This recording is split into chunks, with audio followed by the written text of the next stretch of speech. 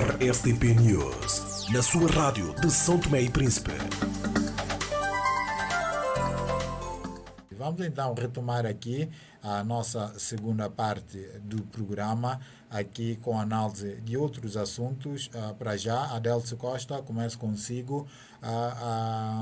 O ministro de Negócios Estrangeiros que apresentou o seu pedido de demissão. O primeiro-ministro falou ontem, na sexta-feira, na verdade, que já tem uma decisão a este pedido de demissão do ministro de Negócios Estrangeiros. Elogiou o ministro por ter colocado o cargo à disposição depois das críticas que fez a Portugal e a Angola sobre o ensino do português a Portugal, sobre o ensino do português na Guiné Equatorial. O primeiro-ministro dizia que aguardava o regresso do presidente da República para depois anunciar a sua decisão. O presidente da República chegou ontem, o que tudo indica, se calhar na próxima semana esta decisão será tornada pública. Mas das palavras do primeiro-ministro, Adélcio, creio que terá escutado, já dá para dar uma conclusão que o pedido de demissão está aceito. Acha que é correto, é assim que deve seguir, e já agora penso que já se fala em nomes, se é que tem perspectivas ou projeções, se é que faz sentido falar-se já em possíveis substitutos. Como é que está a acompanhar esta situação? Exatamente. Nós avaliamos que estão em causa polêmica, entrevista, ou seja, a conversa que o ministro do Negócios Estrangeiros tinha com os representantes do Guiné Equatorial que estava em São Tomé a tratar de assuntos ligados à Cimeira. É verdade que, no meu entender, minha opinião pessoal, julgo que essa questão não deveria ser tratada como tem tratado. Porque, conscientemente, se nós olhamos para aquilo que é a CPLP, a falta daquilo que é a sincronização de funcionários da comunidade, peca-se muito. Nós temos a comunidade já há muitos anos criada, mas o efeito daquilo que é a prática que se faz nas cimeiras, ou que se concorda nas cimeiras, quando nós olhamos para a prática, é zero. Porque todos os anos temos a cimeira CPLP, e uma ou outra coisa vai alterando e o restante fica na mesma. Então, eu julgo que essa polêmica do ministro, até certo ponto tem razão de dizer isto, que as comunidades, os países da comunidade comprometem-se, hoje não fazem nada. Se nós olharmos nos últimos 10 anos, o que tem-se feito com a comunidade CPLP, parece que os seus, digamos, o povo, as pessoas que fazem parte dessa comunidade, desses países todos, não sentem que as coisas têm andado para que a própria comunidade se evolui. Eu acho que o nome parece não ficou bem. Se fosse a união dos países que falam português, daria alguma coisa, mas a comunidade parece ser um lugar onde cada um está, quando der na cabeça vamos fazer isto, vamos fazer aquilo, ou quando algum assunto que parece de interesse de um ou outro, põe-se na mesa e resolve como se resolve para interesse deste ou aquele país que propõe essas coisas todas. Então, se nós olharmos, o ministro falou de uma coisa que nós sentimos, que as pessoas sentem que ainda falta fazer um pouco em questão de língua portuguesa em Guiné Equatorial. Se nós olharmos para a polêmica, a maneira como foi falado, é verdade que ficou mal, mas o ministro teve digamos, a responsabilidade de colocar o seu cargo, assumiu isto publicamente, o que não se vê muito em São Tomé, o ministro colocou, mas parece que o termo aqui não está muito bem usado, parece que o ministro apresentou demissão ou o ministro colocou o cargo à disposição do governo. Parece que esse termo não combina muito, porque depois o próprio ministro, na sua entrevista, parece que disse que não pediu demissão, depois colocou o cargo à disposição. Isso fez um bocado de confusão na minha cabeça, porque eu não entendi o que é que o ministro queria dizer. Se ele queria... Tecnicamente, o resultado é o mesmo, ele está a pedir o afastamento do cargo. O primeiro-ministro disse que, no fundo, já tem uma decisão e, das suas palavras, penso que dá para deduzir que aceita este afastamento. O que é que lhe parece esta parte agora? A mim parece-me prematuro, porque, de fato, o ministro não mostrou aquilo que nós esperávamos da sua diplomacia como ministro do Negócio Estrangeiro. Quem viu algum trabalho desse ministro? Eu não vi ainda. Parecia que deixava, no meu entender, dizem que é um ministro muito conhecimento, alguém muito bem formado, alguém que tem em relações lá fora. E parece que o ministro ainda não mostrou aquilo que está no governo. Nós olhamos para fora. Aliás, é de todo Está a dizer ministro. que acha que, apesar da polêmica, o primeiro-ministro não deveria, para já, Sim, aceitar a no demissão, meu deveria entender, fazer a manutenção do ministro, é isto? exatamente. No meu entender, ainda não. E parece, no meu entender, que essa demissão não será assim. No meu entender, do que eu percebi na linguagem da expressão do ministro, parece que a coisa ainda pode até melhorar. Embora nós ouvimos outros nomes, outras coisas que têm passado na praça pública. Mas deixa-me ainda analisar alguma coisa sobre os nossos ministros. Parece que os nossos ministros estão todos amarrados. Parece que os nossos ministros não.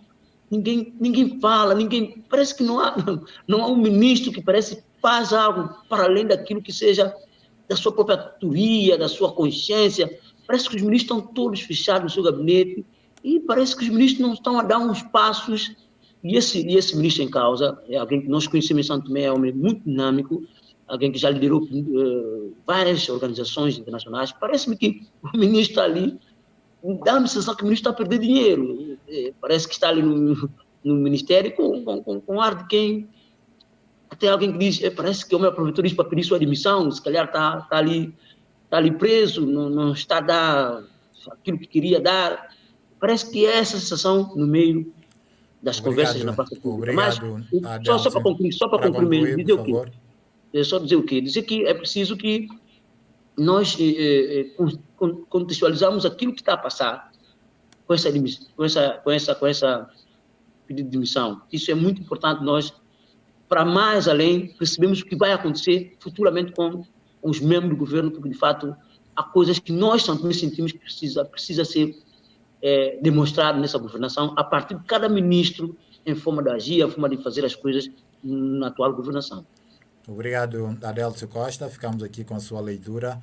Arzemiro, daquilo que pôde certamente acompanhar as declarações do primeiro-ministro, o que lhe parece? A aceitação deste pedido de demissão? Haverá manutenção do ministro no cargo? O que deve ser feito, na sua perspectiva, após este pedido de demissão? Independentemente da forma como o ministro pediu ou não pediu a sua demissão, o primeiro-ministro jamais poderia não tomar uma decisão. Primeiro, porque deixaria inconfortável o próprio ministro em relação aos seus colegas, quando acontecesse depois um encontro, como vai acontecer agora na nossa cimeira. O ministro ficaria deveras desconfortável perante os seus colegas. Portanto, a ação tem que ser mesmo de demissão, independentemente do ministro ter posto apenas o cargo à disposição. E foi claro, ele só pôs o cargo à disposição, ele não se demitiu. O primeiro-ministro é que teve que tomar essa decisão. E tendo tomado essa decisão, na minha perspectiva, o sucessor, tendo em conta o panorama do que se avizinha em termos da cimeira, não nos esqueçamos que o ministro dos Negócios Estrangeiros é uma espécie de mestre de cerimônia do que vai acontecer. Portanto, e o mestre de cerimônia tem que ser alguém que tenha a capacidade ou de aprender muito rapidamente as coisas que já vieram sendo preparadas há mais de 5 meses, ou então tem que ser alguém da casa.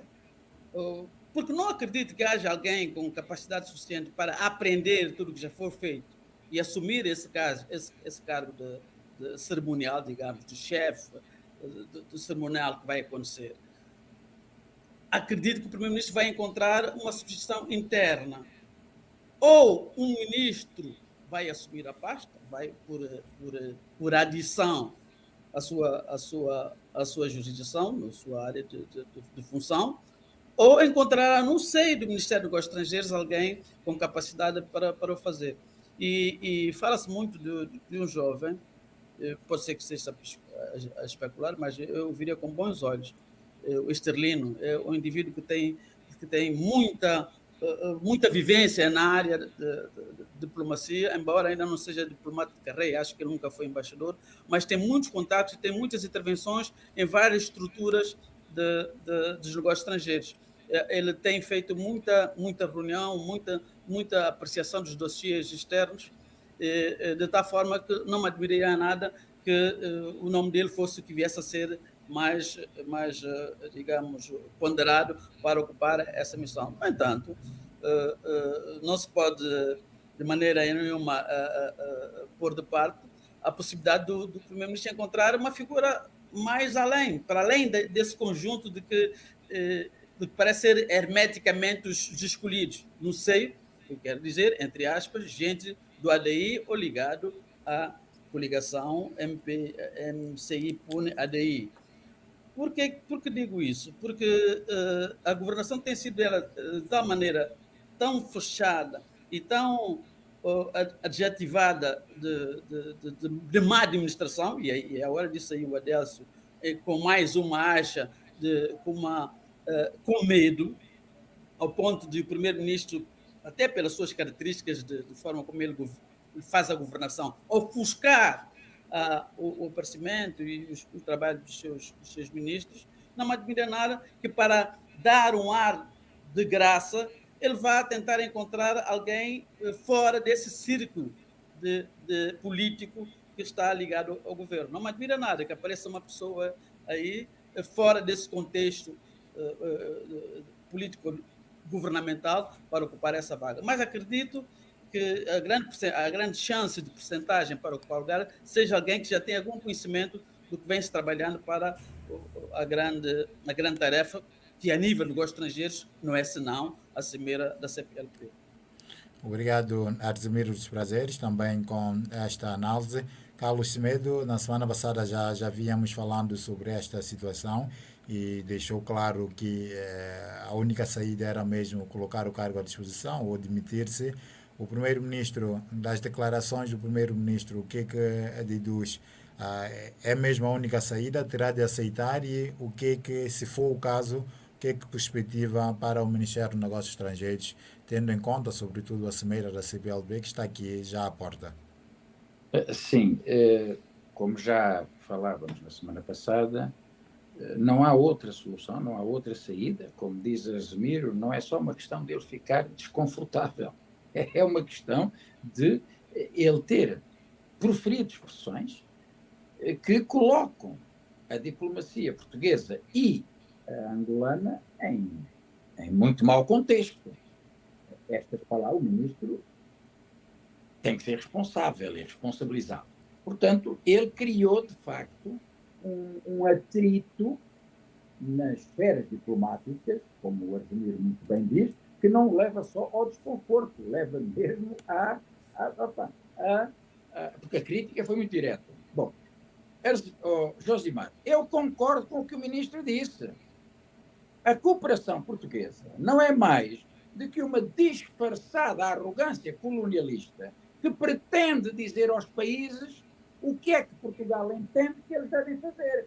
Veja-se a cooperação com São Tomé e Príncipe. Nunca é São Tomé que define os parâmetros das necessidades da cooperação com Portugal.